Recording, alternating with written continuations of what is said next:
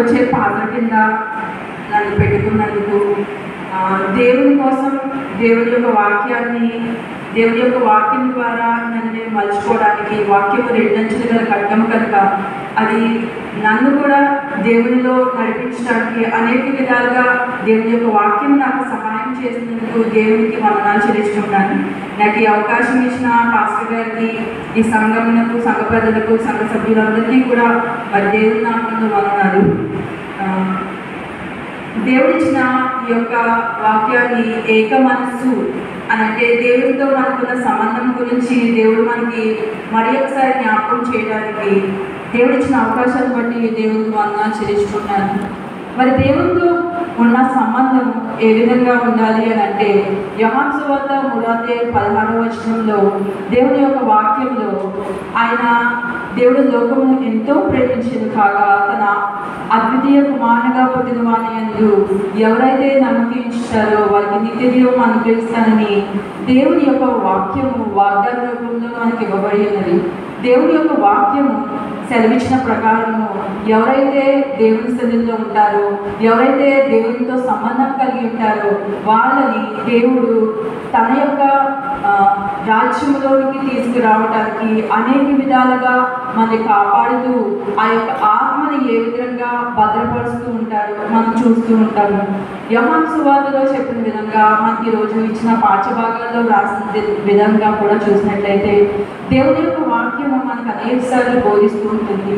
దేవుడు ఎటువంటి వ్యక్తులను తన యొక్క పని కోసం కానీ లేకపోతే తన కోసం కానీ ఎంచుకుంటాడు, లేదంటే ఎటువంటి వ్యక్తిగా తను మలుచుకోవడానికి ఎటువంటి అంటే వాళ్ళలో సంపూర్ణత్వం లేకుండా అసంపూర్తిగా ఉన్న వ్యక్తుల్ని ఎంచుకొని తన సంపూర్ణత్వాన్ని వాళ్ళకి ఆపాదించి వారిని సంపూర్ణంగా చేయటాన్ని మనం చూస్తూ ఉంటాము. దేవుని యొక్క వాక్యం సెలవిచ్చిన ప్రకారం ఆయన అనేక మందిని దేవుని బిడ్డలుగా ఉంచుకోవడానికి ఏ విధంగా అయితే ఏర్పాటు చేసుకుంటున్నారో అంటే ఆనాది కాలంలోనే ఆయన అనేక మందిని ఏర్పాటు చేసుకుంటారని వాక్యం మనకి బోధిస్తూ ఉంటుంది లేదా తెలియపరుస్తూ ఉంటుంది. అనేకమైన మనుషులను దేవుడు అనేక విధాలుగా అనేక తరాలలో వారిని ఎంచుకొని తన పని కోసం వారిని ఏ విధంగా నడిపించుకుంటూ ఉంటాడో మనం చూస్తూ ఉంటాము. మరి ఎటువంటి వ్యక్తి దేవుని కావాలి, దేవుని వాక్యాన్ని తనలో నెరవేర్చడానికి ఏమి వెతుకుతున్నారో ఆ వ్యక్తిలో అయినా ఎలాంటి వ్యక్తిని ఆయన కోరుకుంటున్నారు, ఆ వ్యక్తిలో ఉండాల్సిన గుణగణాలు ఏంటి, లేదా ఒక వ్యక్తిని ఎంచుకున్న తర్వాత ఆయన వారిని తన అరచేతిలో చెక్కుకొని మలుచుకున్న రీతిగా ఆయన్ని తన పని కోసం వాడుకుంటూ మనం చూస్తూ ఉంటాము. అనేక విధాలుగా మనం చూసినప్పుడు ఇక్కడ యోహాను సువార్తలో దేవుడు తన కోసం, తన అద్వితీయ కుమారుని కోసం, తన రాజ్యంలో ఉండటానికి కొంతమందిని, అనేక మందిలో కొంతమందిని మాత్రమే ఏర్పాటు చేసుకోవడానికి మనం చూస్తూ ఉంటాం. ఆ కొంతమందిని ఎటువంటి వ్యక్తులుగా ఆయన మలిచాడో మనం చూస్తే మనం బైబిల్ అంతా తెలియజేసినా సరే ఆయన బ్లడ్ లైన్ కానీ ఆయన వంశావళిలో కానీ మనం అనేక మందిని చూస్తాం.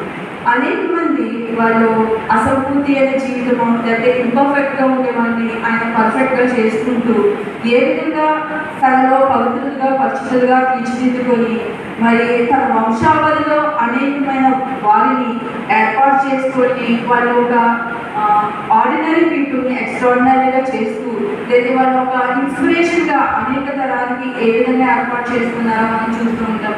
దేవుడు అబ్రహాంని పిలిచినప్పుడు అబ్రహాంలో ఏం చూసి దేవుడు పిలిచాడు, లేదంటే అబ్రహాము ఎటువంటి వ్యక్తి అనేది మనం అప్పుడు అన్యుడు అని మనకు అర్థమవుతూ ఉంటుంది. అయితే అన్యుడు అని అంటే అతనికి దేవుడు తెలియదు, దేవుడు ఉన్నాడన్న సంగతి కూడా తెలియదు. దేవుడు నేనే దేవుడిని అని అతనికి బయటపరుచుకొని నా మాట విను అని అతన్ని ఏ విధంగా అయితే ఏర్పాటు చేసుకున్నాడో మనం చూస్తూ ఉంటాము. అబ్రహాంని ఏర్పాటు చేసుకున్నప్పుడు దేవుడిని అతను నమ్మిన విధానం లేకపోతే అబ్రహాము యొక్క నీతిని బట్టి అతన్ని దేవుడు తీర్పు తీర్చడాన్ని మనం చూస్తాము. దేవుడు అతన్ని నమ్మాడు, అలాగే అబ్రహాము కూడా దేవుడిని నమ్మాడు. దేవుడిని నమ్మడానికి గల కారణం ఏంటి? అబ్రహాము దేవుడిలో ఏం చూశాడు, లేదంటే నేను దేవుడిని అని దేవుడు ఏమైనా సూచక్రియలు చేశాడా, లేదంటే నేను దేవుడిని అని ఏ విధంగా బయలుపరుచుకున్నాడు, అబ్రహాము ఎందుకు నమ్మాడు అని మనం ఆలోచిస్తే దేవుడు తన యొక్క కార్యాలను తెలియపరుస్తూ సృష్టి అంతటినీ నేనే సృష్టించాను అని ఆయన యొక్క భీకరమైన స్వరూపాన్ని స్వభావాన్ని తెలియపరుచుకుంటూ ఏ విధంగా అయితే మనుషులను ఏర్పాటు చేసుకుంటున్నాడు. అబ్రహాంని ఏర్పాటు చేసుకున్నప్పుడు నువ్వు ఈ స్థలం నుంచి వేరొక స్థలంలోకి నువ్వు రా అని అబ్రహాంని పిలిచినప్పుడు దేవుడిని నమ్మి తన ఆ స్థలం నుంచి విడిచి వేరొక స్థలంలోకి తన తెలియని జనాంగం దగ్గరికి ఏ విధంగా ఆయన రావటం మనం చూస్తూ ఉంటాము. అనేక తరాలలో దేవుడు ఏర్పాటు చేసుకున్న వాళ్ళు ఎటువంటి వ్యక్తులుగా వాళ్ళు శుద్ధీకరించుకుంటూ వచ్చారు. దేవుడి స్నేహితుడు అని అబ్రహాముని పిలిచిన దేవుడు అనేక విధాలుగా మనకి ఈ తరంలో ఉన్న అనేక మందికి దేవుడు ఎందుకు కనపడట్లేదు, లేదా తన ప్రత్యక్షతని ఎందుకు ప్రత్యక్షపరచుకోవట్లేదు, అనేక విధాలుగా మనకి చెప్పట్లేదా, లేదా మనమే వినట్లేదా అనేది మనం ఆలోచిస్తే దేవుడిని మనం ఎంతవరకు నమ్ముతున్నాము? దేవుడు ఉన్నాడని నమ్ముతున్నామా, లేకపోతే దేవుడు తను చేసే కార్యాలను బట్టి మనం నమ్ముతున్నామా, లేదా ఒక క్రైస్తవంలో ఉన్నాము కాబట్టి నమ్ముతున్నామా అనేది మనం ప్రశ్నించుకోవాల్సిందే. అబ్రహాము తను పిలిచిన దేవుడు నమ్మదగిన వాడు, ఏదైనా చేయడానికి సమర్థుడు, కానీ అన్ని సృష్టిలో దేవుడు వాడిని నమ్మాడు కనుక ఒక స్థలం నుంచి ఇంకో స్థలానికి అతను వెళ్ళమన్నప్పుడు ఆ ప్రయాణం అంతటిలోనూ కూడా దేవుడు అతనికి తోడై ఉన్నాడని నమ్మాడు కనుక దేవుడు ఏది చెప్తే అది చేయడానికి మనం చూస్తూ ఉంటాం. అబ్రహాము అలాగే ప్రయాణమై వచ్చిన తన జీవితము, లేదంటే అలాగే దేవుడు వంశావళిలో ఉన్న ప్రతి ఒక్కరి జీవితాన్ని మనం తరచి చూస్తే దేవుడు ఎటువంటి వ్యక్తిని ఎంచుకున్నాడు, ఆ వ్యక్తి దేవుడికి ఎంత నమ్మకస్తుడుగా ఉన్నాడు, ఎటువంటి విశ్వాసాన్ని కనపరిచారు, ఆ విశ్వాసము ఎంతవరకు వాళ్ళ జీవితాల్లో వాళ్ళకి అనేకమైన ఫలాలు తీసుకొచ్చింది, లేదంటే దేవుడు ఏర్పాటు చేసుకున్నందుకు ఆ నమ్మికను బొమ్మ చేయకుండా వాళ్ళు ఈ బైబిల్ గ్రంథంలో రాయబడ్డారు అని అంటే వాళ్ళు ఎటువంటి వ్యక్తులు, ఎటువంటి అంటే ఒక కాన్ఫిడెన్స్ కానీ లేదంటే వాళ్ళకి సెల్ఫ్ కంట్రోల్ కానీ ఎలా వచ్చింది, ఒక వ్యక్తి దేవుళ్ళలోకి వచ్చిన తర్వాత ఎలా రూపాంతరం చెందుతాడు అనేది మనకు అర్థమవుతూ ఉంటుంది. మరి దేవుని యొక్క వాక్యం సెలవిస్తున్న ప్రకారము మరి యేసుక్రీస్తు యొక్క ప్రార్థన మనం యోహాను సువార్త 17:9-11 చూసినప్పుడు, లేదంటే మనం చదివిన 2 సమూయేలు గ్రంథం 7:28-29 చూస్తే కనుక 2 సమూయేలు గ్రంథంలో 7 మొదటి నుంచి మనం చదివినట్లయితే దావీదు యొక్క జీవితంలో అది కొంత భాగం మనకు కనబడుతూ ఉంటుంది. తను చిన్నప్పుడు దేవుడు తను ఏర్పాటు చేసుకున్నప్పటి నుంచి కూడా తను ఎంతో మంచి స్వభావమే కాకుండా వినయమైన మనసు కలిగి దేవుడికి లోబడటాన్ని మనం చూస్తూ ఉంటాం. దేవుడికి లోబడతామని అంటే దేవుడు చేసిన పనులు బట్టి లోబడతామా, లేకపోతే చెయ్యకపోయినా లోబడతామా, లేదా దేవుడు ఒక మాట మనకి ఇచ్చినప్పుడు ఆ మాటకు మనం లోబడుతున్నామా, లేదంటే ఆ వ్యక్తి దేవుడితోటి సంబంధము ఎటువంటిది కలిగి ఉన్నదాన్ని బట్టి మనం ఒక వ్యక్తిని నమ్ముతున్నామని అంటే ఆ వ్యక్తి ఏం చేసినప్పటికీ మనం సహిస్తాము. అలాగే దేవుడిని మనం నమ్ముతున్నామని అంటే కనుక మనల్ని దేవుడు ఎంతవరకు సహిస్తాడు, మనం దేవుడిని ఎంతవరకు నమ్ముతాము. ఇక్కడ దావీదు తన యొక్క జీవితంలో చిన్ననాటి నుంచి తను ఎన్నో కార్యాలు మనం చదువుతూ ఉంటాము. వాళ్ళైన దావీదు గురించి మనకు ఎన్నో కథలు వింటూ ఉంటాము. అయితే తనలో ఉన్న నమ్మిక ఎక్కడి నుంచి వచ్చింది? యెషయా మొదటి నుంచి వేరు చేయవచ్చును అని ఆ యొక్క వంశావళిలో దావీదుని దేవుడు ఏర్పాటు చేసుకున్న విధానం, దావీదు చిన్నప్పటి నుంచి కూడా దేవుడితో ఉండిన విధానం, తన జీవితంలో ఎటువంటి మార్పు లేకుండా ఆ మూలాలను తను చిన్నప్పటి నుంచి కూడా మర్చిపోకుండా దేవుడి కోసం తను ఎలాగో అయితే ఉన్నాడు అనేది మనం చూస్తూ ఉంటాము. మరి దావీదు బాలుడైన సమయంగా ఉన్నప్పుడు సున్నతి లేని ఈ ఫిలిష్తీయుడు ఇశ్రాయేలు దేవుడిని తృణీకరించినట్టు ఏపాటి వాడు అని ఆ టైంలోనే తను ఆ నాటి నుండి దేవుని ఎంత నమ్మిక కలిగి ఉన్నాడు. దేవుడి కంటే బలవంతుడి లోకంలో ఉన్నాడా? నీలో ఉన్నవాడు లోకంలో ఉన్నవాడి కంటే బలవంతుడైన దేవుడి యొక్క వాక్యం చెప్పిన విధంగా ఆ యొక్క వ్యక్తి ఏ విధంగా నమ్మాడు. చిన్నప్పటి నుంచి కూడా మనకుండే ఆలోచనలు మరి మనం ఎదుగుతూ ఉన్నప్పుడు మన చుట్టూ ఉండే ప్రపంచాన్ని మనం చూస్తున్నప్పుడు మారిపోతూ ఉంటాయి. లేదంటే ఆయా వ్యక్తులు మనం కలిసినప్పుడు లేదా ఆ వ్యక్తులతో మనం ప్రయాణం చేస్తూ ఉన్నప్పుడు వారి ఆలోచనలు బట్టి మనం నడుచుకునే రీతి మారిపోతూ ఉంటుంది. కానీ చిన్నప్పటి నుంచి మనకున్న విలువలు లేదంటే క్రైస్తవంలో మనం నేర్చుకున్న వాటిని మనం జీవితాంతంలో దేవుడి సన్నిధిలో మనం ఎప్పుడైతే తీసుకువెళ్తామో అప్పుడు దేవుడు ఆ వ్యక్తిని నమ్ముతాడు, లేదంటే ఏర్పాటు చేస్తున్న వ్యక్తుల్లో ఒకరిగా ఉంటాడు అనేది దేవుడి యొక్క వాక్యం సెలవిస్తూ ఉంది. మరి దావీదు దేవుడు ఎంచుకున్నప్పుడు ఏ విధంగా అయితే ఉన్నాడు, తనని దేవుడు అంచెలంచెలుగా ఎదిగేలా చేసినప్పుడు మరి సౌలుకు నా కృప దూరమైనట్టు నా కృపని నీకు దూరం చేయను అని దేవుని యొక్క వాగ్దానం దేవుడిచ్చాడు. అయితే దావీదుకి ఆ సమయంలో రక్షకుడు ఎవరో తెలియకపోవచ్చు, కానీ ప్రవచన రీతిగా లేదా అనేక సందర్భాల్లో కీర్తన రూపంలో యేసుక్రీస్తు గురించి చాలా విషయాలు రాయబడి ఉంటాయి. తన వంశావళిలో దావీదు నుంచి ఏ విధంగా అయితే యేసుక్రీస్తు వచ్చాడో మనం 14 తరాలు మరి మత్తయి సువార్తలో మనం చదివినప్పుడు మనకు అర్థమవుతుంది. దావీదు ఏ విధమైనటువంటి జీవితం జీవించాడనేది 7వ అధ్యాయంలో మనకి లాస్ట్లో సినాప్సిస్ లాగా మనకి అర్థమవుతుంది. దేవుడు ఏర్పాటు చేస్తున్నప్పుడు దేవుని యొక్క నమ్మకాన్ని అమలు చేయలేదు. స్వరూపం ఉన్న లేదా బాహ్య అందము కూడా కాకుండా అంతర్య అందముతో అతను ఎలాగో వర్తిల్లాడు అనేది మనం చూస్తూ ఉంటాం. సౌలుకు దూరమైన నా కృప, సౌలుకు కృప ఎందుకు దూరమైంది? మరి యెహోవా యొక్క కృప దొరుకును, యెహోవా దోషములను కనిపెట్టి చూసిన ఎలా ఎవరు నిలవగలరు? 130వ సంకేతంలో మనం చదివిన దాంట్లో ఆయన దోషములను మనం చూసినట్లయితే ఎవరు నిలవగలరు? మరి దావీదు తప్పులు చేశాడు, అబ్రహాం తప్పులు చేశాడు, ఎవరు తప్పులు చేసినా ఆయన ఎందుకు మనం ఎంచుకున్నాడు?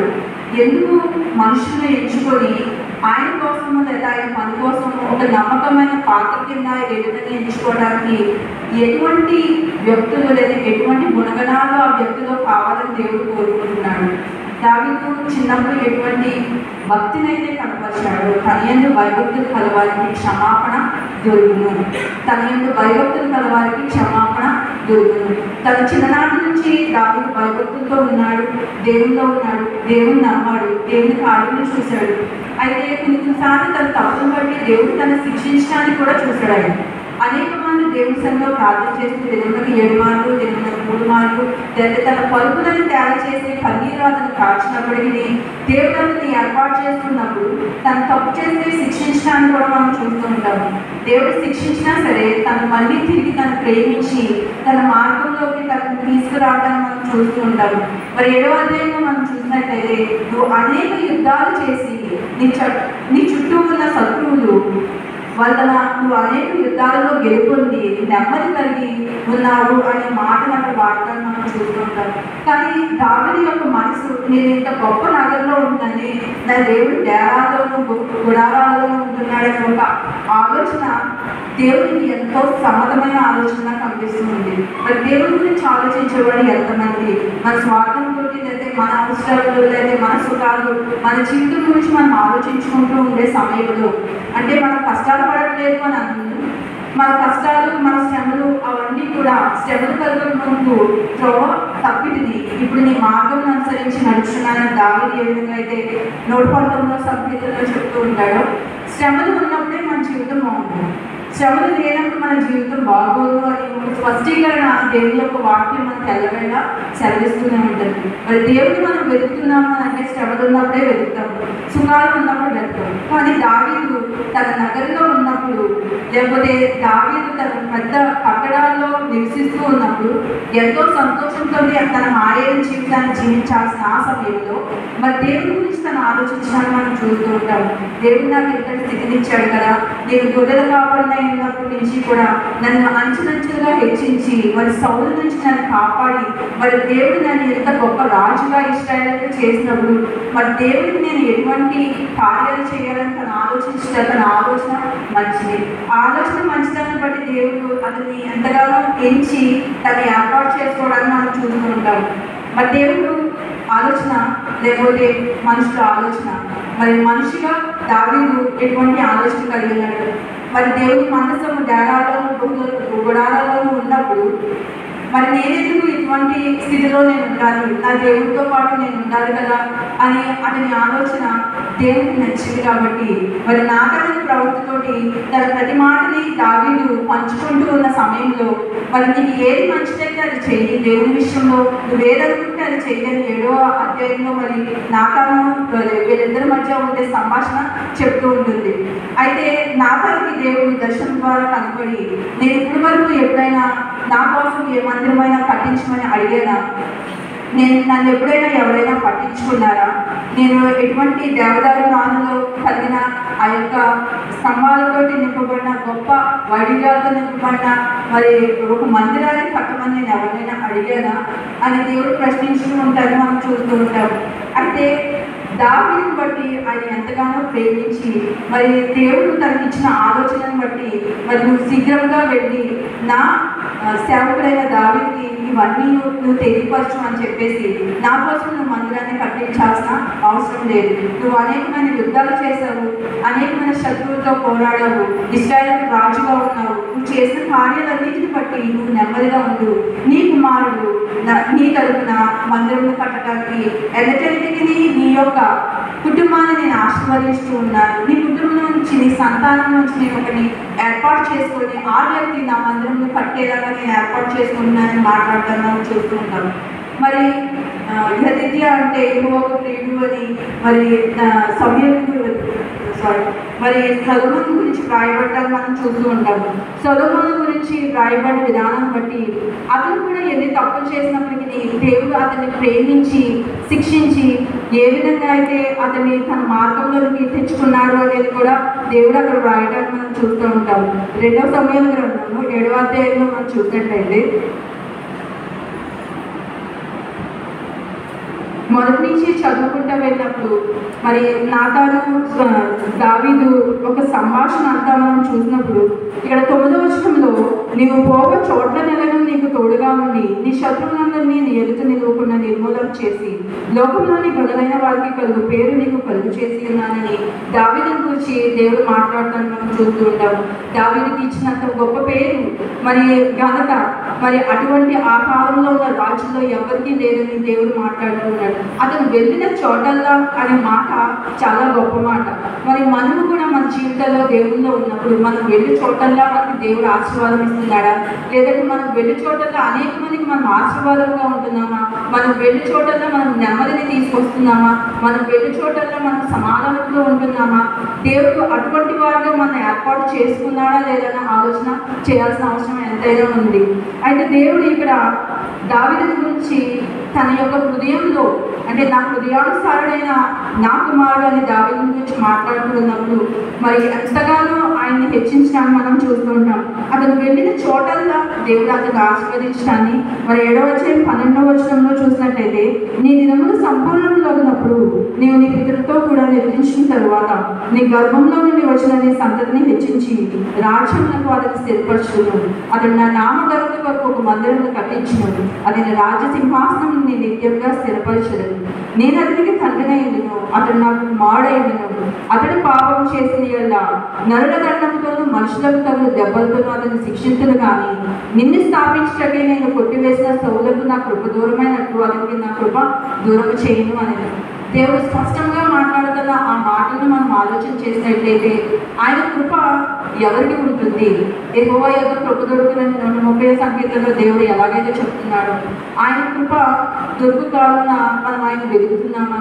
ఆయన కృప దొరుకు కాలంన మనం ఆయన సన్నిధిలో నిలబడుతున్నామా? ఆయన కృప ఎటువంటిది? ఆయన కృప ఉచితంగా మనకు అనుగ్రహించుకున్నప్పుడు ఆ కృపను మనం దూరం చేసుకోవడానికి మరి విశ్వాసం లేని జీవితం మనం జీవిస్తున్నామా?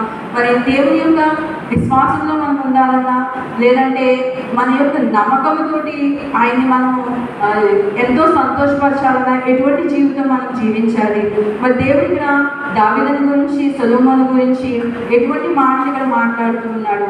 నా కోసం మందిరం కట్టడానికి ఒకటి నేను ఏర్పాటు చేసుకున్నాను, అక్కడ నీ సంతతిలో నుండి వచ్చును అని. ఒకవేళ మనం పాపం చేస్తే ఎటువంటి శిక్ష దేవుడు మనం విధిస్తూ ఉంటాడు? మరి తల్లిదండ్రులు ఏ విధంగా అయితే బిడ్డను శిక్షించి ప్రేమిస్తారో ఆ విధంగానే దేవుడు ఎలాగో ఏర్పాటు చేసుకున్న వాళ్ళని శిక్షించి ప్రేమించి నరుల దండముతో అనే ఒక మాటని అంటే మనము మానవులము కనుక మనకి ఎటువంటి శిక్ష అయితే అంతకు మించిన శిక్ష మనం భరించలేము. కాబట్టి ఎటువంటి శిక్ష అయితే మనం భరించగలమో అటువంటి శిక్షను మాత్రమే దేవుడు ఇస్తాడని మనకి చెప్తూ ఉన్నారు. మరి ఆయన యొక్క కృప మనకి దొరుకు కావాలన్నా లేదా ఆయన క్షమాపణ మనకు దొరుకు కావాలన్నా ఆయన కొరకు కనిపెట్టే వారికి విమోచన మనకి ఇచ్చే దేవుడుగా మనకి సంపూర్ణ విమోచన మనకి ఇచ్చే దేవుడు అని దేవుడు మనతో మాట్లాడుతున్నాడు.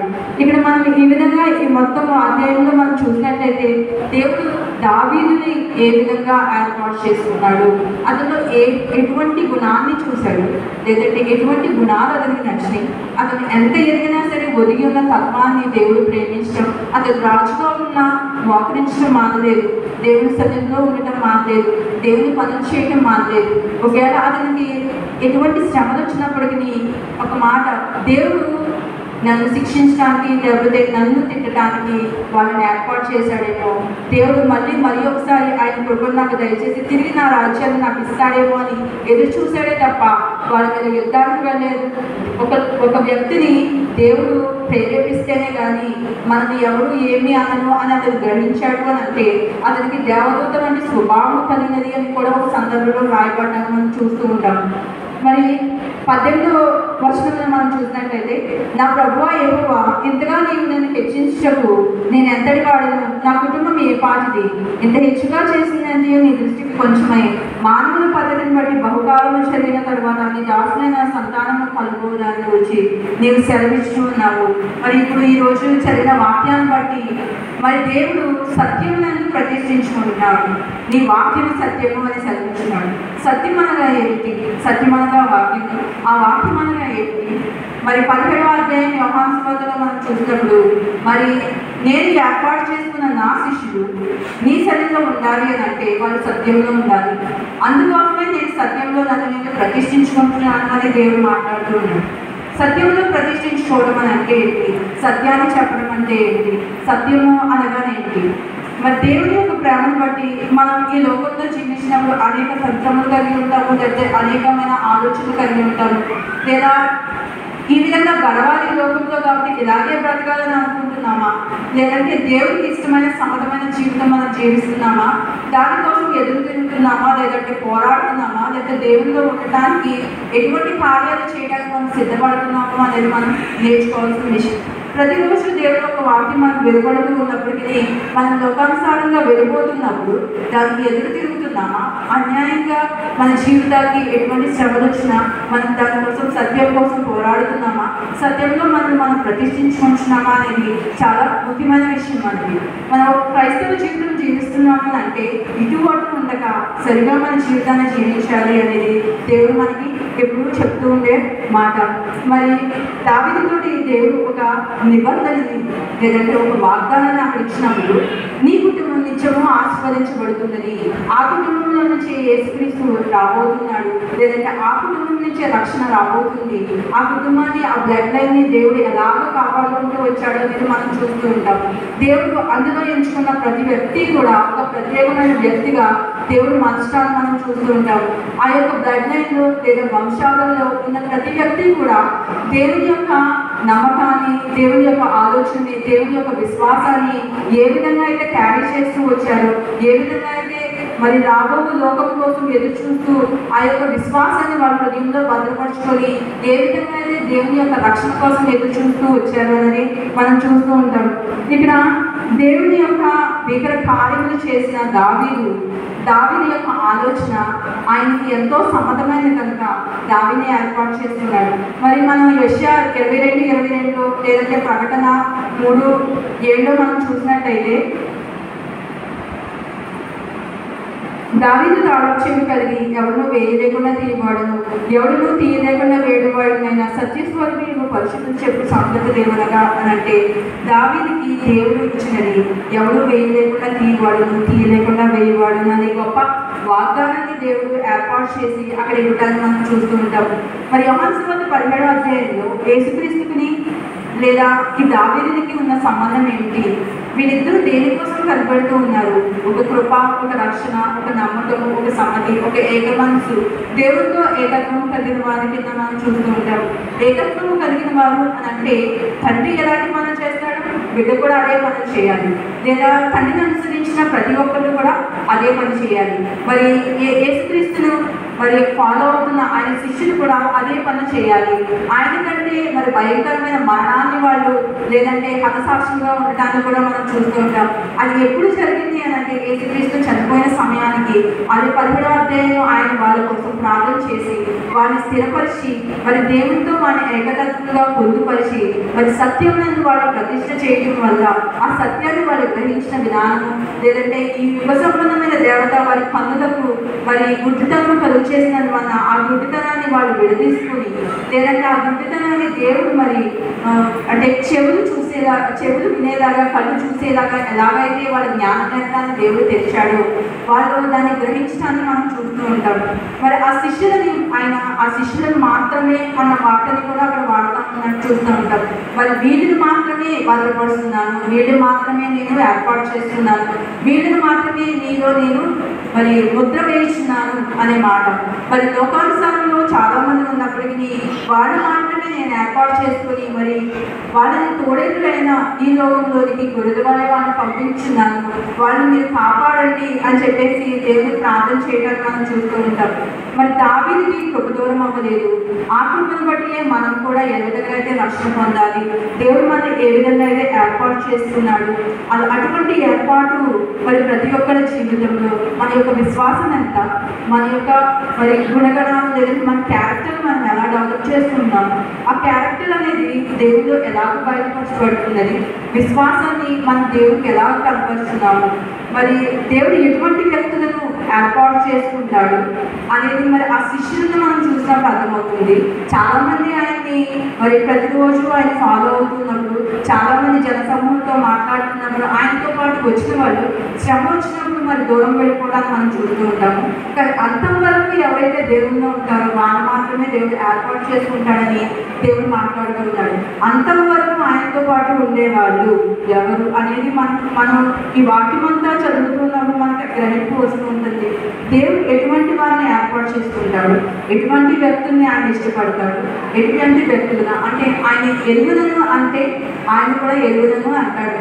మరి మనం ఆయన ఎరిగి ఉన్నాము అని అంటే కనుక ఎటువంటి వ్యక్తులుగా ఎరిగి ఉన్నాము, ఎలా ఆయన కనబరుస్తున్నాము. ఈ లోకంలో మనం ఖచ్చితత్వం కలిగి జీవించలేని పరిస్థితులు చాలా ఉన్నప్పటికీ ఖచ్చితత్వం కలిగి మనుషులు మనం ప్రేమించేలాగా మనం ఉండకూడదు, కానీ దేవుడు మనం ప్రేమించే విధంగా ఎటువంటి విధానంగా మనం మలుచుకుంటున్నాము అనేది అది మన జీవితంలో ఏర్పాటు చేసుకోవాల్సింది.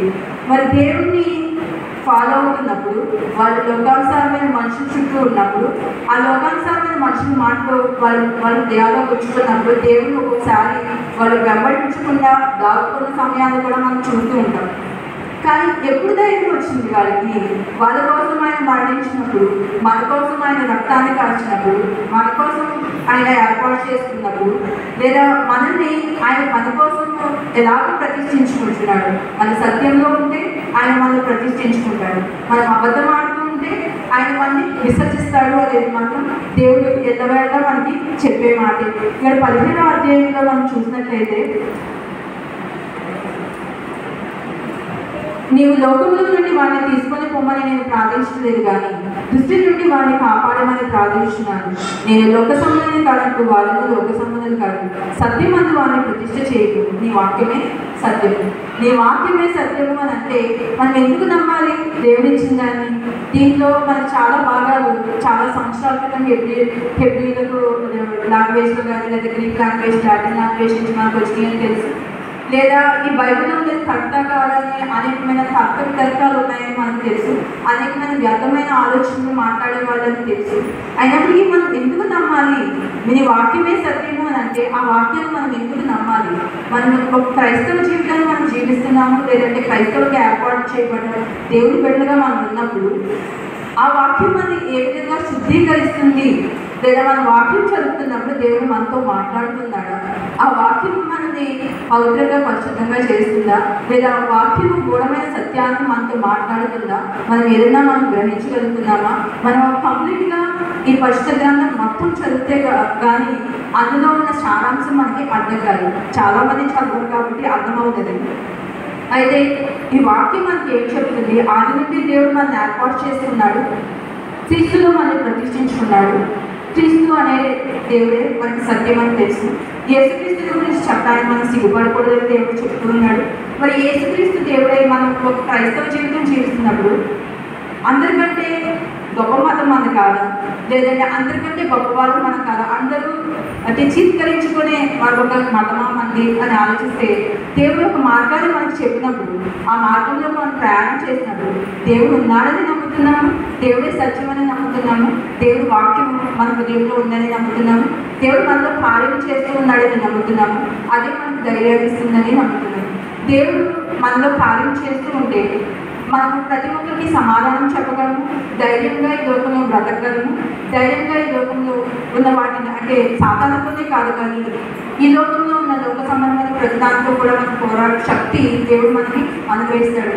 దేవుడి యొక్క వాక్యం మన హృదయంలో పనిచేస్తూ ఉన్నప్పుడు మనం ఏం మాట్లాడాలో మనం చెప్పక్కర్లేదు, దేవుడే మాట్లాడుతూ ఉంటాడు. లేదంటే దేవుడు తన కార్యాలు మన ద్వారా ఎలా చేస్తాడనేది యెహోవా మీకు ఇచ్చే రక్షణ ఊరక నిల్చుండి చూడండి, దేవుడు చేసే కార్యాలని ఊరక నిల్చుండి చూడండి. దేవుడు మన జీవితంలో గొప్ప కార్యాలు మనం చేస్తూనే ఉంటాడు. మరి మనం చాలాసార్లు మనం ఆలోచన చేస్తే మన దైనందిన జీవితంలో మనకి చాలా జరుగుతూ ఉంటాయి.